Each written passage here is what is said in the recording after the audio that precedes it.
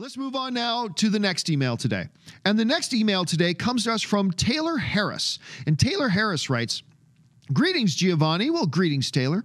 Okay, so I didn't like The Last Jedi, but I've always been a big fan of Rian Johnson, especially Looper, and I just found out about his new film, Knives Out.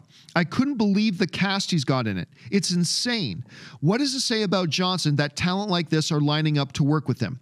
All right, thanks a lot for the question. And yeah, Rian Johnson's been working on this new movie called Knives Out that he also wrote. And they're already started shooting. As far as I understand, they've already started shooting the film. That just came out. They've started shooting. Everything's in progress, all this kind of stuff. And the reports are he's going to do this film, finish it, and then he's going to move on and direct his currently untitled first episode of this new Star Wars trilogy that he's working on. Apparently he's writing all three, but he's only going to direct the first one, whatever. So he's going to finish Knives Out first, then he's moving on to Star Wars. And I remember the first guy they announced that was joining his movies called Knives Out is being described as an old style murder mystery whodunit, which I'm a sucker for those. I love the sounds of that.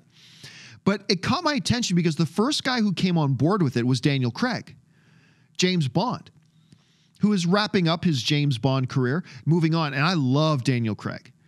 So they announced that Daniel Craig was going on board with that. I thought that's pretty cool, but it didn't stop at Daniel Craig. Check this out.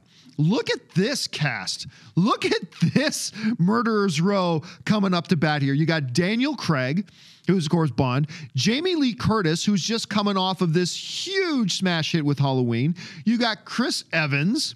You got Ana de Armas. I'm not really sure I'm pronouncing it right, but of course she was the hologram that Ryan Gosling was in love with in Blade Runner 2049. She was great in Blade Runner 2049. A lot of people have been wanting to see more of her on screen.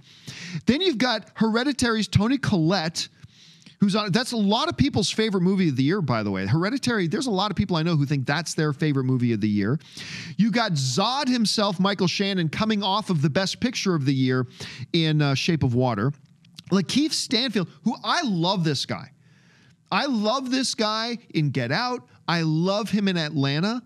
I did not love Sorry to Bother You, but a lot of people love that film. I hate that movie, but I was excited because he was in it. And of course, you got Don Johnson, the guy in the unenviable position trying to keep his career up with his daughter's career, Dakota Johnson. By the way, Dakota's got a movie in theaters right now in Bad Times at the El Royale. But of course, we got Miami Vice's Don Johnson. Look at this cast, guys. I mean, I think this is even better than the cast that we just looked at for Godzilla vs. Kong. This is Toni Collette, Jamie Lee Curtis, Daniel Craig, Chris Evans, Lakeith Stanfield, Michael Shannon. Are you kidding me?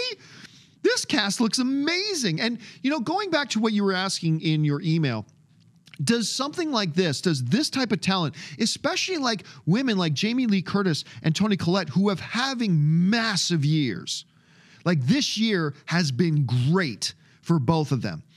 What does it say, or does it say something about a director like Rian Johnson that all these people are just jumping up and wanting to be in a movie he does, even if it's just some little murder mystery whodunit film? I think it says a lot about Rian Johnson and his reputation in this town. People love this guy. People want to work with this guy. Everybody who's ever worked with him on any set just love him and talk about him glowingly. Now, whether or not the whole, yes, there was a big divide with what he did with Star Wars. Yeah. I mean, I liked it. I liked The Last Jedi, but I know a lot of my friends who didn't. You probably know a lot of people who didn't. It's a very divisive film. It is.